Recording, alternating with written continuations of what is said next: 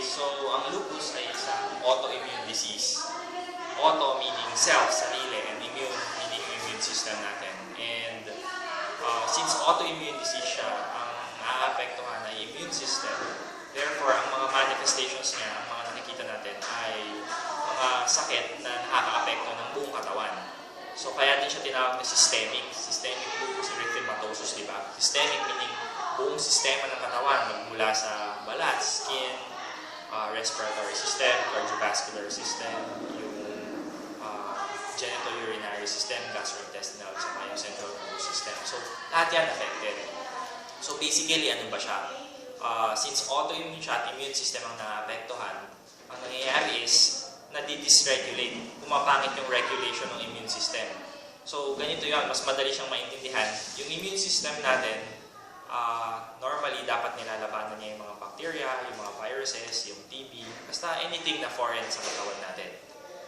Ngayon, ang nangyayari sa lupus is may dysregulation ng immune system, meaning instead na nilalabanan niya yung mga normal na kaaway ng katawan natin, ang nilalabanan niya is yung sarili natin.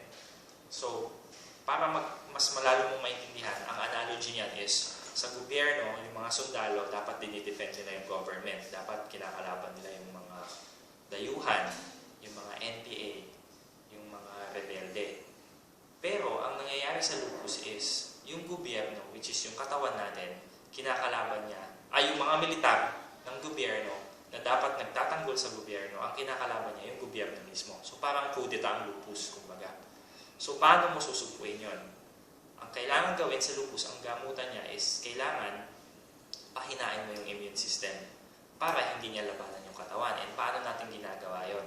Ginagawa natin yung pagpapahina ng immune system sa pamamagitan ng pagbibigay ng mga gamot na tinatawag namin immunosuppressants at saka steroids. So, maraming klase ng steroid. May prednisone, methylprednisolone, may hydrocortisone, may dexamethasone.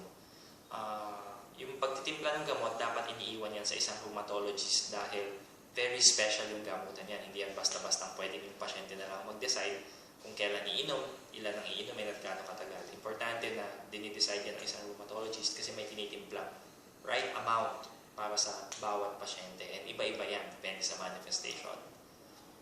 Yung mga immunosuppressants, iba-iba yan. Merong hydroxychloroquine, merong cyclophosphamide, mycophenolate mofetil, azathioprine, at marami pang iba. Yung mga yan, ang ginagawa niyan is pinomodulate yung immune system, meaning pinapahina niya yung immune system para hindi siya mag-dysregulate. And finally, yung mga bagong gamot ngayon, yung mga tinatawag na biologic drugs. Yung mga biologic drugs, mga specialized drugs yan, personalized drugs, kino-clone sila from the human immune system. So, ang pinakaunang approved na drug is yung tinatawag na belimumab, o ang brand name niya is Benlysta. So, sa stage siya yung na-approve sa Pilipinas, approved na rin siya for the treatment of lupus. May mga iba pang mga biologics like rituximab, ginagamit din yan for lupus. At marami pang mga ibang biologic drugs ngayon na nag-undergo ng clinical trial. So, nakakahawa ba ang lupus? Hindi siya nakakahawa. Namamana ba siya? Posible. Dahil sa mga genes, naapektuhan yung genes na papasa sa mga anak. Automatic bang pag meron ng nanay, nagkakaroon yung bata? Hindi naman, hindi lagi. Pero, posible. Kaya nga pagbuntis yung nanay, wino-work up namin yung baby kung magkakaroon siya ng tinatawag nating neonatal lupus. Chine-check kasi dahil normally pagka nabuntis, tapos lumipat yung lupus sa bata, yung bata nagkakaroon ng mga manifestations ng lupus at ang pinaka-nakakatakot doon ay yung tinatawag na congenital heart block. Mabagal yung pintig ng puso, magkakaroon ng abnormal conduction sa heart, pwedeng ikamatay ng baby yun. Saan ba nakukuha yung lupus? Sa pagkain? Hindi siya nakukuha sa pagkain.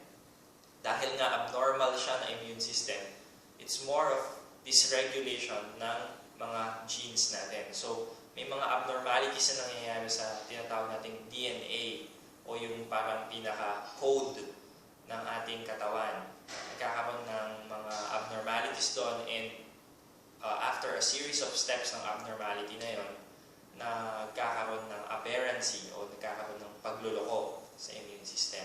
Isa sa mga risk factors is yung exposure sa sunlight. So, pagka na-expose sa sun, yung UV rays, nagkakaroon ng abnormal na DNA methylation ang tawag namin doon. Medyo specialized term yun. Pagka nag-DNA methylation presentation, may mga series of steps na masisira yung immune system mo and na re-reprogram sila to fight against yourself. So kaya may mga patients na may lupus, hindi rin namin sila ina-allow na magbabad sa araw o ma-expose sa sun. It's because nag-flare o nagigising yung kanilang lupus. May mga theory sila na yung mga chemicals, yung mga viruses pwede mag-cause ng lupus, pero lahat ng mga theory na yun hindi pa sila proven. So paano siya nag-diagnose? May mga tinatawag kaming diagnostic criteria for lupus. So tinitignan namin yung buong system. So sa skin, merong tinatawag na malar rash o yung butterfly rash, at saka discoid rash, yung mga bilog na rash, nakikita yun sa scalp, sa tenga, meron sa mga elbows. Minsan nakikita siya sa tuhod o kaya sa dibdib o sa likod. May mga pasyente din na nagkakaroon ng photosensitive rash, meaning pag naarawan sila, namumula sila, nagkakaroon sila ng mga rashes. Aside from that, nagkakaroon ng nephritis na apektuhan yung kidney, so nagtatapon sila ng protina sa ihi. Ang isa pa ay serositis, nagtutubig yung baga o yung puso. Another one is anemia na hemolytic, meaning nadadamage yung mga blood cells nila. Another one ay ang pagkakaroon ng arthritis, so nananakit yung mga kasukasuan.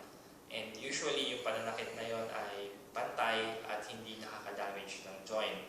So yung mga ibang pasyente nagkakaroon sila ng mga singaw sa bibig na normally hindi ganun kasakit, hindi kagaya ng mga singaw na nakukuha natin dahil nasugatan yung bibig natin, masasakit yung mga yan, yung singaw ng lupus. Hindi siya ganun kasakit. So, tapos yung iba, bumababa yung WBC count, bumababa yung lymphocyte count. Yan, so yan yung mga diagnostic criteria. At tinitignan din namin yung tinatawag namin immunologic criteria, which is yung anti-nuclear antibody. So yung ANA, siya yung screening test for lupus. And then pagka kino-confirm namin, tinitignan namin yung kanilang dsDNA or yung double-stranded DNA. Marami pang mga ibang test, may anti-Smith, merong mga C3, pero hindi na yung kailangan. As long as nag-positive yung ANA mo, tapos may dsDNA positivity, pwede mong i-diagnose yun as SLE. So yun yung mga way para ma-diagnose siya. And yung diagnosis usually is made by a rheumatologist. Pero yung isang magaling na doktor na nakaka-recognize ng mga symptoms na to ay dapat nag-refer sa isang rheumatologist upang mabigyan ng tamang lunas yung mga pasyente may lupus kasi very special yung care nila and madaming pinapantayan sa